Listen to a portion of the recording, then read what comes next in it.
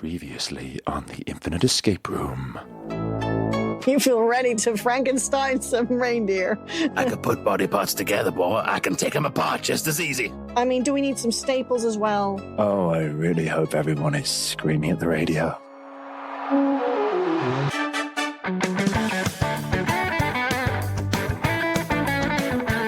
Hello and welcome to the Infinite Escape Room, the puzzling podcast where a gaggle of geographically diverse chums come together, solve an escape room of the ears, and then bugger off to the pub for a drink. My name's Jamie, I'm your host for this evening, and did you know that I was regional champion cheese roller one time? I did try it for the nationals, but I wasn't good enough. Oh, Jamie. What? Cheese puns? I know. I'm trying to think of a cheese pun in retaliation, but my brain's not working. No. Yeah, I struggle. So when in doubt, always go for the cheese pun. It's the lowest common denominator, but it works.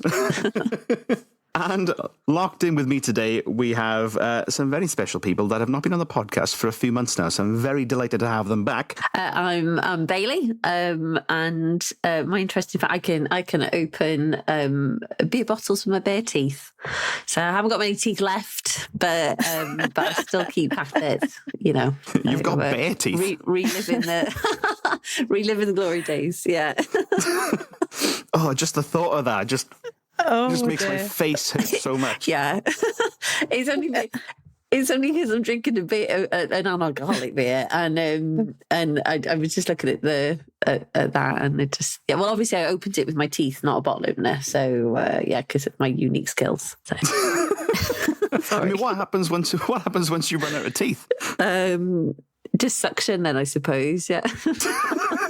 Just gummy suction. I don't know where I'm going with this. The imagery is exquisite. That's arguably even more impressive than opening bottles with your teeth. Oh yes, I'm Anna, and I was taught how to play football by Russian Orthodox priests. Wow. That's not a joke. I couldn't think of a funny joke. This is true. It's true. Yeah, What? Yeah. My best friend at the time, who used to live next door, was Russian Orthodox, so I used to just go hang out at the church, and just her mum was really involved with the church as well, so we used to play footy with the priests. It was fun. That's amazing. Fair play. That's insane. That's so cool. I think every time you've been on this podcast, Anna, since we started doing this quote unquote bullshit fact, every time you've said something completely true, but it sounded somehow more bizarre than the stuff that we've come up with. You're like the Bob Mortimer of like on Who Would I Lie to You of this segment, Anna. Like it's just like, is it true or a lie? It's always true. I think I've got about maybe 4 more facts left, and then I might have run out. But yes, I think I blame those formative memories for my love of beards at this point. And how does football differ in the Russian Orthodox Church compared to everywhere else? It's a lot more swishy, because you got the, all of the vestments going on.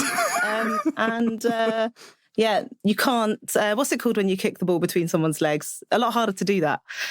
Oh, yeah. I mean, that's fair. That's fair. Yeah, I suppose you got a bit more protection when tackling, I suppose. Or not, I suppose you might trip. But I mean, the goalie's got an unfair advantage as well. Oh, you can just stand like a starfish. It's got like one big leg. So yeah, and you've got to watch out for the swinging crosses as well. Yeah, oh, God. So, yeah. Have your eye out. Yeah. When you started talking about this, I thought that it would be fairly tame, but the more you go into it, the more it sounds like a blood sport, and I'm all for it. It's like ice hockey. Go into it for the like the rosary beads in the eye, and not rosary beads, but the crosses and stuff. By the way, just got the image of Orthodox priests using sharp and communion wafers as ninja stars as part of the game now. It's burned into my brain. This is glorious. Just cannonballing onto the pitch, like. It's a whole different sport. I mean, I don't think I really did learn football. It was kind of a mixture between football and ninjutsu. Yeah. I dedicate this beat down to Christ. Just get on it. This episode of The Infinite Escape Room is sponsored by Swift Tailors. First established in 1989, Swift Tailors can get you looking from cat lady to catwalk in a matter of hours with their patented style mix of tailoring, dry cleaning and more. Their reputation is impeccable. Is your red cardigan covered in sweat patches after a cruel summer? Shake it off and get those pit stains magically removed. Are your maroon trousers sporting a blank space after some bad blood starts a fight with your lover? Your wildest dreams will come true as their delicate patching process takes just 15 minutes.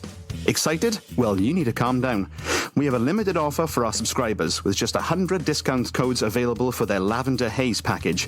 I know you'll all be screaming, me! Are you ready for it? Just head on over to swifttailors.com/infinite and enter code Evermore for an exclusive discount now. About 3 people might get the references in that thing, and I didn't until I wrote it, so we'll see how it goes. Yeah, I thought it was a genuine business. I know. I was just like, better stay quiet. Yeah. That looks important. Yeah. Also, this podcast wouldn't be possible if not for the love and support of our wonderful army of patrons. You keep us off the streets and on the air. And this week's episode is brought to you by J. Cameron Cooper, Chris Mikesell, Carolyn Hardman, Will Ryder, Ryan Sparrow, Colin Walker, Jem McPhillamy, Robert Hempel, C.D. Doyle, and Mary. And if you want your name to be included on this wonderful list, then consider joining our Patreon program over at patreon.com/The Infinite Escape Room, where for as little as £1 a month, you can get early access to episodes and unlock bonus content that we don't show to the common folk. So here's how the show works. Each week, one of us will present a part of the Infinite Escape Room, a Mobius curve of puzzles, themes, and dubious IP infringement, or as you'll see in the next few minutes, probably not so dubious IP infringement, more blatant, seamlessly linking to one another in an endless escape experience. I'll be bringing the puzzles this week, while Bailey and Anna will be trying to solve them. And if they don't manage it within the time given to them, then dire consequences shall befall them. Bum, bum, bum. And of course, escaping is thirsty work. So after each puzzle, we take a step halfway off infinity to the pubiverse, where we'll find a cozy boozer for a pint and a bit of a chat. That is the premise. Are you ready, folks? Sounds good. Excellent. Then let's enter the Infinite Escape Room. After playing Frankenstein and reassembling the dismembered corpses of Santa's reindeer, bringing them to life with the last vestiges of necromantic magic from old St. Nick's severed hands, you leapt onto the sleigh and sailed off into the night to save Christmas. However, since you're most definitely not Santa, you've been riding in that sleigh for the better part of a fortnight with no way of stopping it. Eventually, one of you looks under the now very empty toy sack and locates a set of parachutes. As you cross into open water, you figure it's now or never and leap off the sleigh and descend gently towards the sea. Suddenly, you're battered by an oncoming and confused albatross and are blown astray. You start picking up speed, and you notice a lone steamboat looming towards you. You crash into the deck and the parachutes billow around you. Before you can get your bearings, a large, hairy creature grabs you and drags you down beneath the deck before hurling you into a small room and slamming what looks like jail cell bars shut. After a few minutes, a vaguely human-sized black and white mouse walks up to the bars, tosses a plate of biscuits on the floor, and grins. Hello, it's me, Mickle Mouse. You might have seen me on those old propaganda videos from way back when. Turns out I was a sleeper agent, and I'm no longer asleep, bitches. I don't take kindly to trespassers on my steamboat, since it's actually a recommissioned World War II U-boat in disguise. So you're gonna rot in here while I finish Papa Walt's master plan, taking this warship and ramming it up America's ass and kickstarting World War III. Zeke Howe, motherfuckers! Oh my 30 God. minutes to landfall. Oh my God, Jamie! I think of all the voices you've done on the episodes I've been on, that was top tier. That was good. That was excellent. Like stuff. the mouse voice, yeah. Visceral fear from that voice. Yeah, just Nothing scarier than just you in the middle of a dark alley. So the aforementioned black and white mouse walks away whistling the Steamboat Willie song. Your time starts now. What would you like to do? Oh my god. Okay, right. There's plates. There's a plate on the floor with cookies on it. Is that correct? Yeah, there's some kind of biscuit that's all been kind of crumbled up now that Mikkel has smashed it on the floor in your cell. Is there anything else in that kind of plate, like biscuit, cookie, like mess that would be helpful? As far as you can see, the kind of sort of dry ship cracker biscuits that sailors have, they look really tough to eat and not very palatable. There's nothing else really of note on that plate. Okay, so it's like a puzzle to put back together or something. Okay. Okay. Is there anything else in the room that we're in? So what you're in, as your eyes start to adjust to the dim light, is you're in sort of a small square cell with a single like grubby porthole window for light, and then inside what you can see is this sort of huge bin of potatoes. There's an empty bucket, a mop. There's like an old school potato peeler that's basically just a knife, and then you've got the sort of jail cell bars as well. Okay. Ooh, mop. That could be Fantasia. Okay. Could be alive. Potatoes, bucket, mop, yeah. And the peeler. And peeler. Can we investigate the potatoes, please? Yeah, so you just dive into these. It's a huge bin of just grotty potatoes. Some of them are a bit off, some are a bit less off. But on top of the pile as well, you could see there's a pair of gloves for handling the potatoes that are just completely brown and grey and caked with potato crud. Okay. Okay. Can we have a look at the mop? Yeah, it's quite a long mop, actually. It's like the old school mop that looks like you could put it on your head. You look like Bob Geldof. It's that kind of vibe. But yeah, it's got like a really long handle to it. Ooh, is there anything that we can see beyond the bars? You can kind of peer through, so you can see through the bars into the next room. Based on where you are, you can't see a great deal, but you can see in the middle of the next room that big furry creature is sat at a desk and snoring loudly. So we don't want to poke that, or do we? No, I feel like we don't. Is there any keys hanging from a belt on the hairy creature? Funny you should say that. There are indeed a large set of keys hanging off his belt. Okay. And just to check, is the lock on the door to get out? What lock is it? It is your standard kind of jail key lock. This is sort of, it's almost as if this entire place was designed in the 1920s. Right. Okay. So should we use the mop? Yeah, I think that might be a plan. Okay. Yeah. So you push the mop handle through the bars and onto the ring of keys attached to the guy's belt. You do give it a couple of tries, but the key ring seems to be too small for the handle to fit through. The handle's a bit too wide.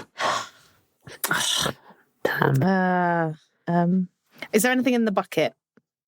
The bucket is currently empty. It looks like it's just where you put your potato peelings.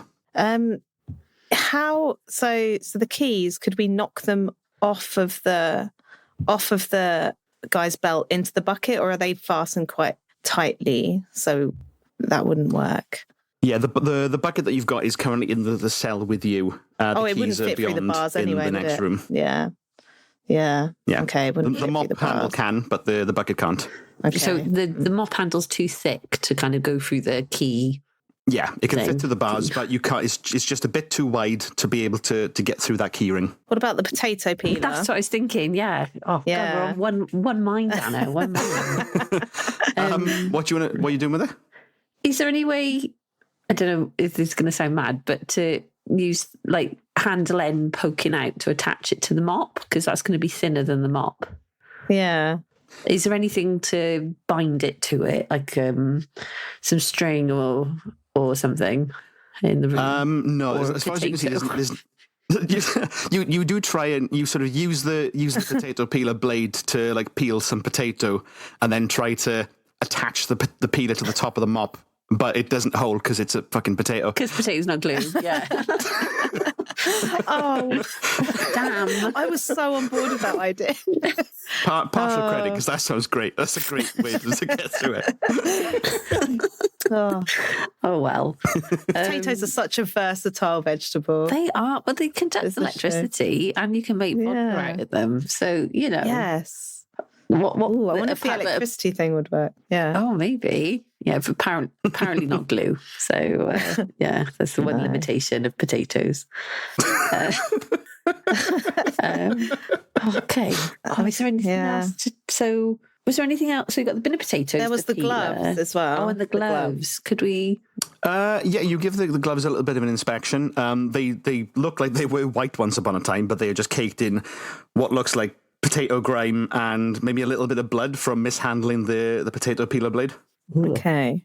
Is there maybe if we empty the potatoes, would there be anything at the bottom of the bin? You potato dive in bucket? and go right into the bottom of that potato bucket and start just chucking potatoes left, right, and centre. And other than potatoes, there doesn't seem to be anything else in that bin. Okay. Right. I feel like these items need to be enchanted in some way. Yeah. Maybe. Yeah. Should one of us hum a tune? I don't remember any of the tunes from Fantasia, but Not me. Fantasia's still under copyright. We will get sued to fuck. So Oh, okay. The mop film. the mop The film. magic mop. You've heard of Magic Mike? It's Magic Mop. Just strip a mop. just gets a dressing Entertaining down. the ladies. Yeah. Sorry. Yeah. This floor is filthy, but you know what's even more filthy? Me. My mop. Well, there's the Steamboat Willie, like that. I can't remember the exact tune because it's at the beginning of some of the films, isn't it? I think. Oh, maybe the fairy monster. We can get him on side. No, Can we I don't just throw know. a potato at him? We could just Fairy monster. bully him just so relentlessly that he lets us Harangue out him of into prison. helping us. Yeah. I will say that you are currently holding everything you need to escape this jail cell. Oh, okay. What are we holding? The mop and the potato peeler. What are we holding? And the potato peeler. Bucket. You've got the mop in the one hand and the potato peeler in the other. Okay. Oh, can we whittle the end of the mop with the potato Yes, peeler? of course. Absolutely. Oh, fantastic. Yeah. Yes, you use the potato peeler to whittle the mop handle down to a sharp point. You now have a deadly weapon that can clean up blood as fast as you can spill it. You'll probably have to test that theory pretty quickly since you've cut yourself on the blade almost as soon as you picked it up. But Okay. the peeler doesn't look that rusty though, so you should be fine. But you now have quite a sharp pointed end to the mop handle. Cool. Should we have Let's another crack do at that. getting those keys? Let's do it. Sure. Yeah. So you push the mop handle through the bars onto the ring of keys attached to his belt. It catches, and you slowly slide the keys back down towards you. You thrust the key into the lock and turn it, and the door swings open. As you leave that cell, you enter a slightly larger space that seems to serve as like a cabin area. The whole ship looks like it's been very poorly maintained over the last 95 years, and it seems to have sprung a couple of leaks in a couple of places. And ahead of you, you can see your jailer snoring loudly at a writing desk. There are also doors that lead to the kitchen and the deck. Do we know which way the mouse went? The mouse, as far as you can tell, sort of double backed on himself, so it's probably gone up toward the deck. Well, should we go that way? Okay. Should we go to the kitchen first? Oh, Yeah, let's arm ourselves. should we go maybe. at Yeah. kitchen? Yeah, I think that's the plan. Yeah. How much time have we got left, Jamie? Okay, cool. Oh, you got like 20 odd minutes, it's fine. No, cool. Absolutely fine, easy peasy. So as you make your way toward the kitchen, you do almost trip over a bucket of water and a scrubbing brush that's next to it, but only a little bit of water's been spilled and your jailer's not woken up yet, so you think that should be fine. So you walk through the open doorway into the kitchen, and the kitchen area looks like it's been used more for sort of impromptu musical jamborees than for actual cooking, as is the wont of 1920s cartoon characters. You don't see any food anywhere, but there's a lot of discarded utensils and crockery. So like you can see there's some pans, there's a barrel and a hammer, there's a washboard, there's some cutlery, and there's a large steamer trunk in What's the in corner. the steamer trunk? Because the gamer in me wants to think it's all of my possessions after I've been jailed. So the steamer trunk is made of like a fancy kind of leather, and it has an eagle stamped on it. You know, the bad eagle that's holding the bad symbol. It's currently locked with a 6-digit lock. And on top of that trunk is a little note. Today's the day. My contact at the dock shall give me the signal and I will don my uniform before taking America by storm. Lovely. And there's also 3 pictograms I will preface this by saying that it seems that the Third Reich has passed a rule that nobody was allowed to draw better than the Führer, hence why this looks like shit. I think it's like a glass half full or half empty, whichever way. Let's go with you half look at full. We things. just escaped jail. We're doing well. On the half full. That's true. Optimism. It's true. Optimistic. And then it's like a sort of a wonky Is it a egg-shaped pear? circle. Oh, potato, of course. It might be a potato. I don't know. Potentially. And then the third image is it's like a long sleeved. I want to just like top with lots of wiggly stripes on it. From the look of it, I want to say it's a jumper. Okay. From the wiggly lines, so it's got like kind of long sleeves and a what's it called, like a circle neck with no collar at the top. You were very generous in your descriptions of those. Thank you. The free draw tool is cruel. Oh, they are they're a bit primitive and just it's the kind of drawing that even if a child did it, you'd be like, I'm disappointed. It's not going on the fridge. He's no Van Gogh. No. He's a mouse. He can't draw. He's only got 3 fingers, for God's sake. Pictograph. So do we need to collect these items? So was this on a note on top of the steamer trunk? That is right. Yeah, that's on a post-it and you said note. there was a 6-digit lock as well. Okay. That is correct. So if we can find these items, maybe we might find the numbers. So should we have a look for a glass then? Numbers for each one. Yep. You cannot see any glassware whatsoever in this kitchen. All you can see are some pans, an oak barrel, a washboard, and some cutlery. What's in the oak barrel? Can I have a look inside? The oak barrel seems to be sealed up, but when you sort of drum on it, it is quite hollow. And as you look at it, it has the brand name of the barrel stamped on it, which is Staa. STAA. Okay. So I can't get in. Right. Is there any opening on it so that I can judge if it's got any water in it? There's a little sort of cork, the kind of thing. You unplug that and like nothing really comes out of it. Okay. Well, if the middle one is a potato, I can. Or maybe we need to count how many potatoes there were. Oh, maybe that might be the number. I'll head you off there and say that there's a fuck ton. Okay, a fuck ton. That saves us some time. Metric fuck ton. And innumerable potatoes. Maybe we should check out the dock. Would that be on the deck? Yeah, on the deck. Yeah, maybe the deck. Yeah. Shall we head? Let's go. Let's just do it. Let's go. Yeah, let's go to the deck. Let's go. Yeah. Cool. Cool. So you go back to the cabin and you go to the door with the deck. The door to the deck is currently locked. There is a keypad attached to the door with a full QWERTY keyboard attached to it. And there's a little prompt saying, "What is the passphrase?" Strangely high tech for a 1920 steamship. And as you sort of try to tap in a few keys, you hear a little squawk to your left and see a little parrot sat at a perch. Was just eyeing you suspiciously. Oh, would the parrot know the passphrase? Can I say who's a pretty boy?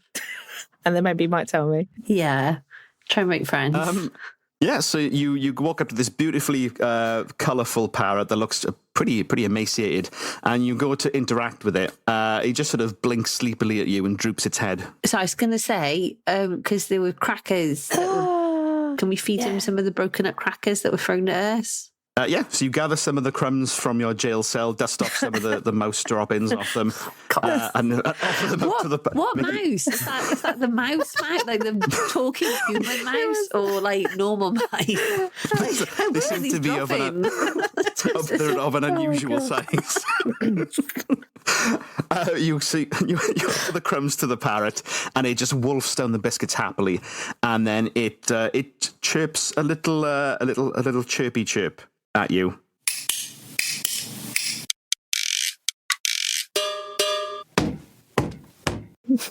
Yeah. That's an interesting parrot. I've never heard a parrot like that before. Maybe we need to make those sounds. Could we? Yeah, that's what I was thinking on like the equipment in the kitchen, maybe like with the oak barrel and cutlery and. So can we try and replicate those sounds using cutlery and the oak barrel? So hold on, what else have we got that might need it? So we need to hit a pan with something. Oh, we'll need to, so hitting the oak barrel, hitting a pan. And if there's something ridged. Like one of those washerboard like things. That bit. Yeah, so what are you going to try and smack first? Could we just go like that? That it's like a click, isn't it? Click, click. Can we do that with our fingers? Click, click, click. You try and do that to the parrot. It just repeats the 4 sounds at you. The sort of tippy, tippy, tap, tap. The sort of ridgy sound. The clanging sound. And then the dull thunk in succession. Okay. So is there anything else we can play it to then? As you're looking at these things when you're playing those sounds, you notice that each of them do have their brand names stamped on them as well. So when you looked at the barrel, it did have the name Star stamped on it. When you got the cutlery to recreate the tippy tappy tap sound, the brand name that was stamped on that was the name Winu, Winu. When you looked at the washboard to make that bridge sound, it also had the name stamped in that, which was Washa, Washa. And when you were recreating the clang sound with the pan had the brand name stamped on that as well, which is Pana, Pana. Oh, okay. So what if we work out what order they're in? That's a good idea. And put that in the keypad. So what was the first one though? What was the first one? The first one was like a tapping sound. Yeah, it's like the clicky. So the cut. Is it like turning the light on and off? Nah. So I think the last one's the oak barrel, third one's the pans, the second one's the washboard. So I think the first one must be the cutlery. Yeah, like doing like hitting against each other, like a redneck jamboree playing the spoons. Yeah. So Winu, washer, panna. Star. Yeah. So should we put that in the keypad? Yeah. Can we put that in, Jamie? Sure. So you enter the code when you wish upon a star into the keypad. Oh, of course. It blinks green as the first few notes of that song from Pinocchio that I can't sing because I get sued to fuck chirp out from the keypad. The door opens to a set of stairs that ascend to the deck. Oh, cool. We've still got that box though, haven't we? And the pictograms. So I wonder whether that's supposed to be a word or something, like one of those picture words. You ascend the stairs and reach the deck. And slumped in a deck chair is the unmoving form of Mikkel Mouse. In the distance, you can just make out the shape of land. And around you on the deck itself, you see the ship's wheel. There's a telescope on the floor, and there seems to be a snuff tin balanced on Mikkel's chest. So what's happened to the mouse? Is he? On closer inspection, you can see that Mikkel is passed out on the deck chair with what looks like the entire contents of that snuff tin just upended on his chest, and you can see trace amounts under his nose. And from the completely bonked out expression on Mikkel's face, it's a powerful drug. He's completely out of it. Okay. Bonked out, by the way. Excellent. Brilliant term. Haven't heard that for a while. So there's a telescope on the floor, the snuff on his chest, and the snuff tin. And the wheel is just unattended. Was there anything else on the Can I just quickly check that we're not running aground? Because this guy can't captain a boat. You can see that the boat is currently in open water, so everything seems to be okay. When you would look at the wheel itself, as you turn it, you realise that it does fuck all, because the steamboat is a decoy that's being controlled by the U-boat underneath. You do notice that there is a large coil of rope underneath the wheel that's just there. Interesting. Rope under the wheel. Okay. Can we take a look at the telescope? Sure. So you press your eye against the telescope and you can see in the distance a little dockside called Podunk Landing. There's a whole bunch of animals in cages that are dotted around the dockside. So you can see that there's a cow with a tag that has the number 11 on its horn. You see 2 sheep, each with the number 14 around their necks. And then 3 chickens, each with the number 6 on their feet. Oh, Okay, I think I've got an idea with the pictogram. Yes, because so cow jumper makes is sheep. milk. Yeah. Yeah, jumpers, and then it's not a potato, it's an egg. It's an egg. You said it was an egg first, I think. So I did like a wonky egg. I'm not sure if I'd eat it. I was going to say like it's impacting their egg laying skills, but okay. So would it be but would we multiply it by the amount of animals? Yeah, that's a great idea. Yeah. So the first one was cows. So they had the number 11. I think, was it 2 cows, Jamie? Oh, just the one cow. Just one. Oh, okay. So that's 11. And then 2 sheep, 14 each. 28. So 28. Yeah. And then 3 hens, 6. So is that 18? Yeah. So we've got 11, 28, 18. 1, 1, 2, 8, 1, 8. So should we go back down and try that on the steamer? Yes, absolutely. Let's do that. Woohoo. Nice. Yeah. So you put 112818 into the steamer trunk, and it does not open. No. Have another look at that post-it note. Oh, we got it. We got the wrong way around. So it's 1-1. Yes. So 1-1 is 1-1 is first. It's 1-1, 1-8, 1-8, 2-8. 2-8. Cool. So you enter 111828 into the steamer trunk, and it pops open. Yes. Inside, you find various items of Third Reich memorabilia that would be both highly lucrative and probably quite illegal in many parts of the world. Yeah, Very problematic. You find a used pair of white shorts with gold buttons on top. Okay. All right. Used? Like, how visibly used are they? Visibly, Jesus. Oh, gosh. Oh, gosh. Whoopsie doodle. What do we do with that? So if one of us dresses up, Right. my contact at the dock shall give me the signal. Yes. So if one of us is dressed up in his uniform, yes, and we're mistaken for the nurse, we'll get the signal and be able to, I don't know, do something with that. Yes, that sounds great. Okay. Cool. Okay. Who wants to dress up? I volunteer you to do it. So which of you is dressing up as a Nazi? I'll dress up as a Jesus Christ. I'll dress up. But I'm not happy about it. This is not how I thought 2024 was going to go. It's not how it's going to start. God knows how it's finishing.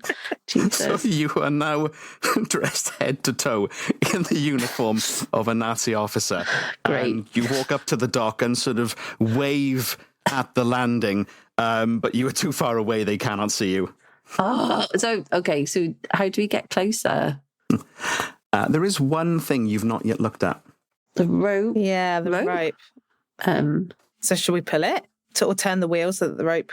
The rope, as far as you can see, is just an ordinary coil of rope. Okay. Well, so we've looked at the telescope, we've looked at the wheel, but was there? I've drawn something. And it just looks like a mushroom, but I know it's not a mushroom. You find a mushroom. Box, the snuff box. It's the snuff box. So it's not. So the snuff tin, it's decorated with a very suggestive picture of Minnie Mouse, showing at least a half an inch of ankle, and it's very scandalous, but otherwise doesn't seem to be that important. Woohoo.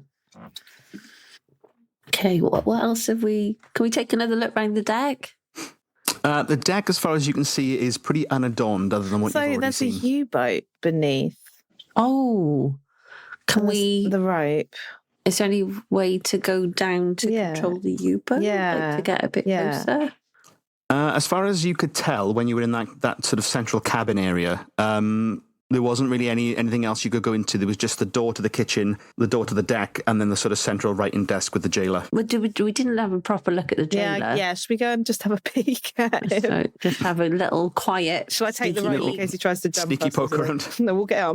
Yeah. But just... I mean, you've already woken up the parrot, so that's true. He's pretty well asleep. So. Yeah, he's been on the snuff too.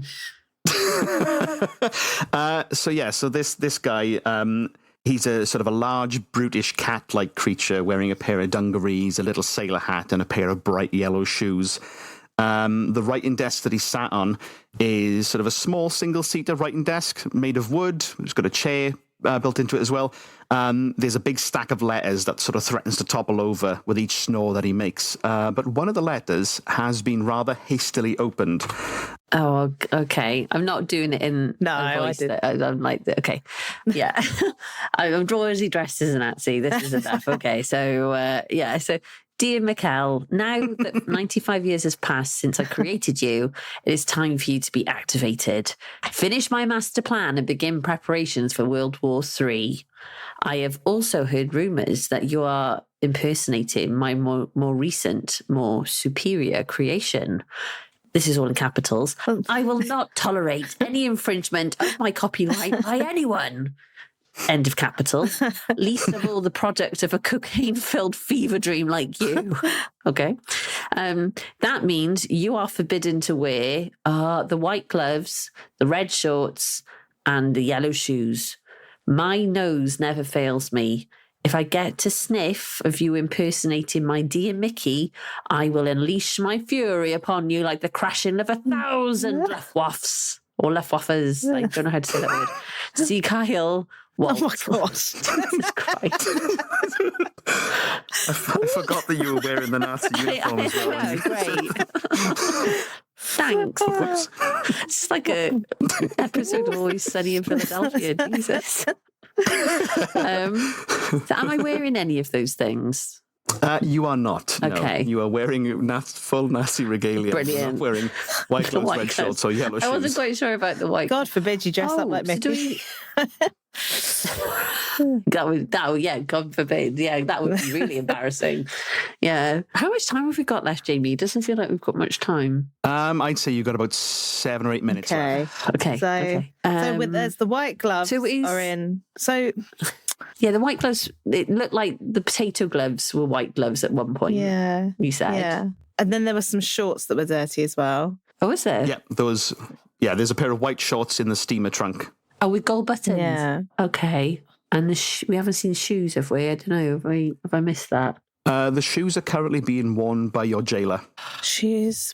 So does Anna now have to dress up in these things? Yes, I think so. But I'm not the right colours though, because the shorts are white and the gloves are dirty. The gloves are dirty and what colour are the shoes the jailer are wearing? They are yellow shoes. So I'm going to delicately slip the shoes off his feet and put them on my feet. Okay. As you go to take his shoes off, he does that sort of little flaily flinch where you dream that you're falling and you have to sort of start to wake up. So it looks like you can't take the shoes off him without him waking up. So you may need to incapacitate him. Oh, no. With the snuff? Yes. Can we shove the snuff up his nose because there's loads left? Is that how you do snuff? I think I have no idea. I thought snuff was like a quaint thing that they did in The Wind and the Willows that Toad did. I don't know. Yeah, like Toad of Toad Hall. Poop. I mean, it's worth a go. So shall I just? So I'll grab the snuff box and I'll tuck it, or I'll sprinkle some by his nose and see what happens. Yeah.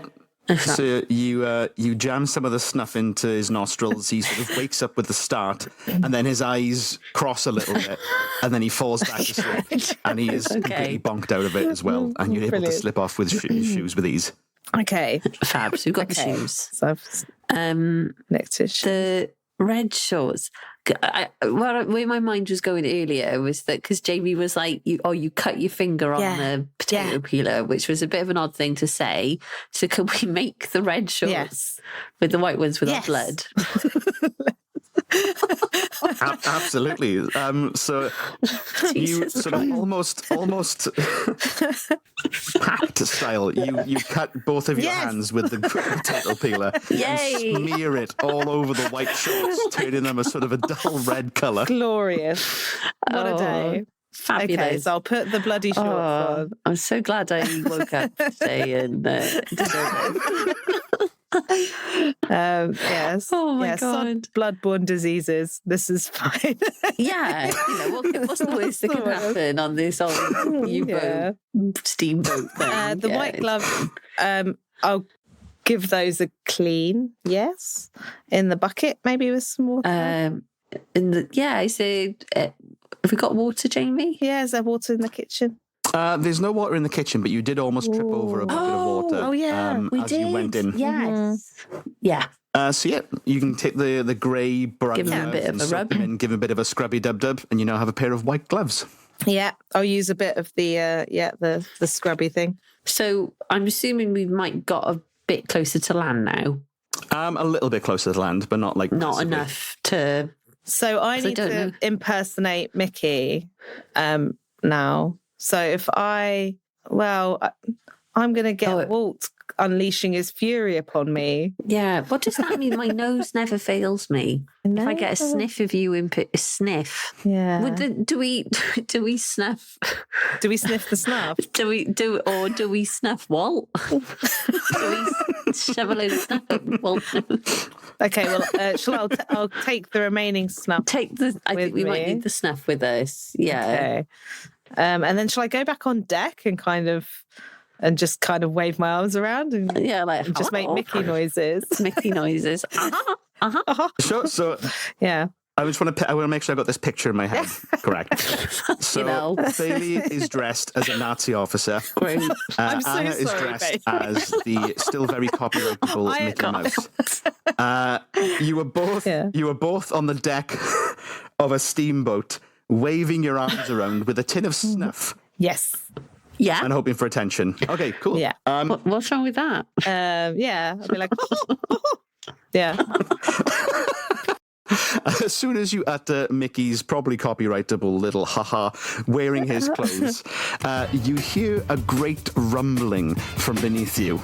You look over the side of the boat and you can see that the sea is boiling. Hot steam rises from the foam as the whole boat seems to lift into the air. And as you look down, you realize that the steamboat and the U-boat beneath it is now sitting on top of a gargantuan submarine bearing the Disney logo. Oh my goodness. The top of the submarine unscrews and out pops a dozen lawyers, all armed to the teeth with briefcases and litigation papers, and a rather gangly looking robot wearing a suit. The head of the robot is in actual fact a goldfish bowl with a mustachioed head inside. It's none other than the defrosted head of Walt Disney himself. Amazing. Oh my God. I can't believe you of all people would desecrate my beloved legacy. You know what happens next, Mickle. You disappointed me for the last time. He shakes his head, sadly, as a giant claw extends from his robot arm, grabs Mikkel Mouse by the waist, and reels him in like a furry little fishy. Walt glances at his first mate, a very timid James Cameron, who's shaking violently with fear. Let's roll, Jimmy. I can smell a daycare center in Florida that's painted a picture of Donald Duck on the classroom wall. Now that won't do. Prepare the napalm. He retreats back into the submarine and rapidly descends.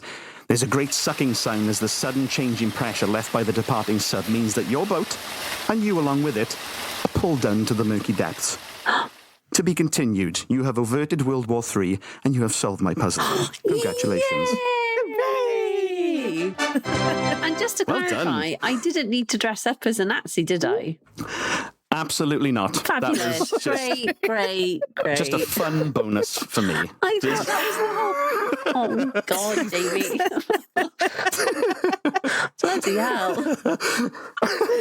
Oh dear. I mean, no. it's a fun image just to see you just bedecked in Nazi regalia, Sieg-heiling somebody from the front of a ship. I mean, that's great. God That's, damn it. that's not cancelable. No, definitely not going in the bin for that one. Jesus Christ. That's fine. We'll get dear. done for copyright infringement long before that'll come out. So you'll be fine. Yeah. Yes. We did really good. I think we got loads of stuff done, Bailey. We did fantastic. We did, Anna, we did. Like virtual high five. So that's it for this episode. Come join us next week at the House of Mouse, where we'll have a drink and a little chat about the room what we just did. If you enjoyed this episode, then please leave us a review on your podcasting platform of choice, because we like us, we hope you like us, and we want more people to like us. And every single review that you leave will get us in front of more people. We love you lots, and we'll see you next time on the Infinite Escape Room. Bye-bye. Bye. Bye.